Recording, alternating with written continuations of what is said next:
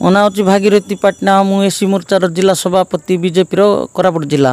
ମୁଁ ବିଜେପିରୁ 5 ବର୍ଷ ହେଲା ସଂଗଠନ କରିକି ଆସୁଛି। ଗତ ବିଧାନସଭାରେ ମଧ୍ୟ ବିଜେଡ଼ି ଲୋକକୁ ତ୍ରିପୁରା ଗୌଡ଼ାକୁ ଟିକେଟ୍ ଦେଇଥିଲେ ଆଣିକି ବିଜେପିରୁ। ସେ ଇଲେକ୍ସନ୍ ହେଲା ସଙ୍ଗେ ସଙ୍ଗେ ରିଜଲ୍ଟ ଯେତେବେଳେ ବାହାରିଲା ସେ ଛାଡ଼ିକି ପଳାଇଲା। ମୁଁ 2019 ଠାରୁ ମୁଁ ଆଜି ପର୍ଯ୍ୟନ୍ତ ବିଜେପିର ପ୍ରତ୍ୟେକ କାର୍ଯ୍ୟ କରି ଆସୁଛି। ବୁଥ୍ କମିଟି ଗଠନ କଲି, ମଣ୍ଡଳ କମିଟି ଗଠନରେ ସହଯୋଗ କଲି। ଯେତେ କେନ୍ଦ୍ରମନ୍ତ୍ରୀ ଆସୁଥିଲେ ସବୁ ପ୍ରକାର ସହଯୋଗ କରୁଥିଲି, ରାଲି ଫାଲି କରିକି ନେଇକରି ସବୁ କରୁଥିଲି। ଯେତେ ଆମର ଯୋଜନା ହେଲା, ଆମର କେନ୍ଦ୍ରର ଆମର ଯେ ପ୍ରଭାରୀ ଥିଲେ ଯେ କି ପି ସୁରେନ୍ଦ୍ର ସୁରୀ, ତାକୁ ମଧ୍ୟ ମୁଁ ଡାଙ୍ଗ ଦଳରେ ନେଇକରି କରିଥିଲି। ଆମର ସଂଯୁକ୍ତ ମୋର୍ଚ୍ଚାର ଯେଉଁ ବୈଠକ ହେଇଥିଲା ଆମର କୋରାପୁଟରେ, ସେଠି ମଧ୍ୟ ମୁଁ କରିଥିଲି। ଆମର ଓବିସି ମୋର୍ଚ୍ଚାର ବୈଠକ ହେଇଥିଲା। ସବୁ ପ୍ରକାର ଯୋଜନା କରିଥିଲି। ମୁଁ ବିଜେପି ପାଇଁ କାର୍ଯ୍ୟ କରି ଆସୁଛି। ମୋତେ ଆଜି ବିଜେପି ଆଜି ଅଣଦେଖା କରୁଛି ଯେ କି ବିଜେଡ଼ିରେ ଜଣେ ଆସିକରି 3 ମାସ ହେଇନାହିଁ ତାକୁ ଟିକେଟ୍ ଦେଇଛି। ବିଜେପି ଅଣଦେଖା କରୁଛି। ଏଣୁ ମୋତେ ମଧ୍ୟ ଆମର ପରିବାର ଆଉ ମୋର ଯେତେ ଅଛନ୍ତି ମୋର କର୍ମକର୍ତ୍ତା ସମସ୍ତଙ୍କୁ ମଧ୍ୟ ଆଜି ଦୁଃଖ ଲାଗୁଛି।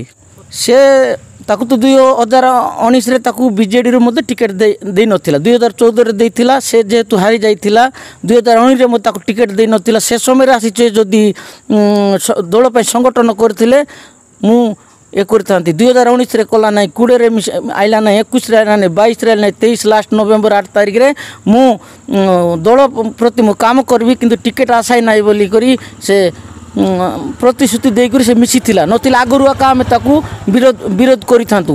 ଏଣୁ ଯେତେବେଳେ ଟିକେଟ୍ ଏଇଟା ହେଲା ମୋର ମଧ୍ୟ ମନ ଦୁଃଖରେ ତାର ସହିତ ଆମର ଠେଲା ହେଲା। ବିଜେପିରେ ଥିବି ଦରକାର ପଡ଼ିଲେ ମୁଁ ମଧ୍ୟ ସ୍ୱାଧୀନ କ୍ୟାଣ୍ଡିଡେଟ୍ ହେବି। କାହିଁକି ମୁଁ କୋରାପୁଟ ମାଟିର ପିଲା, ମୋର ଲୋକ ସମ୍ପର୍କ ଅଛି, ମୋର କର୍ମୀ, ମୋର ଭାଇମାନଙ୍କୁ ଦେରି କରି ମୋର ଯେତେ କୋରାପୁଟ ବିଧାନସଭାର ଯେତେ ଭାଇ ବନ୍ଧୁ ସମସ୍ତଙ୍କୁ ପଚାରିବି। କିନ୍ତୁ ବିଜେପିରେ ଥିଲେ ମଧ୍ୟ ମୁଁ ସ୍ୱାଧୀନ କ୍ୟାଣ୍ଡିଡେଟ୍ରେ ମୁଁ ଛିଡ଼ା ହେବି। ମୋର ବିଶ୍ୱାସ ଅଛି, ମୋର ପକେଟ୍ ଭୋଟ୍ ମଧ୍ୟ ଅଛି। ତାପରେ ମୁଁ ଯେଉଁ ସଂଗଠନ କରିଛି 5 ବର୍ଷ ଭିତରେ ମୋର ସଂଗଠନ ଅଛି। ଏଣୁ ମୋର ସଂଗଠନର ସହିତ ମୋର ଭାଇ ବନ୍ଧୁ ସମସ୍ତଙ୍କୁ ମିଶିକରି ମୁଁ ବିଜେପିରେ ଥିଲେ ମଧ୍ୟ ମୁଁ ସ୍ୱାଧୀନ କ୍ୟାଣ୍ଡିଡେଟ୍ରେ ପକାଇବି। ଏ ଗୋଟେ ପ୍ରୋସେସ୍, ଟିକେଟ୍ ଚୟନର ପ୍ରୋସେସ୍ ଥାଏ। ପ୍ରତି ଦଳର ବିଭିନ୍ନ କ୍ରାଇଟେରିଆ ଥାଏ। କ୍ରାଇଟେରିଆକୁ ଅବଲମ୍ବନ କରିକି ଦଳ ପ୍ରାର୍ଥୀ ଦେଇଥାନ୍ତି। ନିଶ୍ଚିତ ଭାବରେ ଆଶାୟୀ ଅନେକ ବିଭିନ୍ନ ଦଳର ବି ଅଛନ୍ତି ଆଶାୟୀ। ତାଙ୍କ ଭିତରେ ମଧ୍ୟ ସେ ଛକା ପଞ୍ଝା ଚାଲିଥାଏ।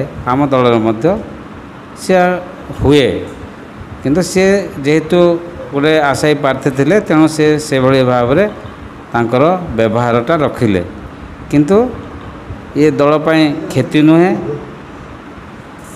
ସିଏ ମଧ୍ୟ ଆଗାମୀ ଦିନ ନିଶ୍ଚିତ ଭାବରେ ବୁଝାସୁଝା ହେଇକି ଦଳର କାମ କରିବେ।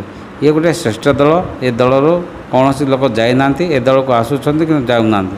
ପେଲାଠେଲା କିଛି ନାହିଁ। ପେଲାଠେଲା ଏଇଟା ବେକାର କଥା, ବୁଝିଲେ ନାହିଁ। ଆଉ ସନ୍ତୁଷ୍ଟ ଜାହିର କରନ୍ତି ଆଶାୟୀମାନେ, ସେ କଥାକୁ ଆମେ ଗ୍ରହଣ କରିନେବା ଦରକାର। ବୁଦ୍ଧିଜୀବୀ ଭଲ ଭାବରେ ଜାଣିଛନ୍ତି ଆଶାୟୀ ବିଜେଡ଼ିରେ 11 ଆଶାୟୀ ଅଛନ୍ତି। ଆମ ଦଳ ତ 3 ଆଶାୟୀ କି 4 ଆଶାୟୀ, ସେଠି ତ 11 ତାଙ୍କ ଭିତରେ କେତେ କ୍ଷେପ ଥିବ। କଂଗ୍ରେସରେ ତ 4 ଆଶାୟୀ ଥିଲେ, ପ୍ରମୁଖ ଆଶାୟୀ। ତା ଭିତରେ ପୁଣି ତ ଅନ୍ତର୍ଦ୍ୱନ୍ଦ୍ୱ ଅଛି ନା। କ'ଣ ଆମ ଦଳରେ ଏକା ଥିବ, ଅନ୍ୟ ଦଳ ନାହିଁ, ସବୁ ଦଳରେ ଅଛି। ତ ନିଶ୍ଚିତ ଭାବରେ ଭାଗୀରଥୀ ବି ମୋ ଭାଇ, ଆମର ଗାଁ ଗୋଟେ ସବୁ ଗୋଟେ, ବୁଝିଲେ କି ନାହିଁ। ଏ ମୋ ଭାଇ ଆଜି ରାଗିଛି, କାଲିକି ନିଶ୍ଚିତ ବୁଝି ସୁଝି ଆମ ଦଳ ସହିତ କାମ କରିବେ। ବିଦ୍ରୋହ, ଶୁଣ ଭାଇ, ପ୍ରତି ଦଳରେ ବିଦ୍ରୋହ ହେଉଛି।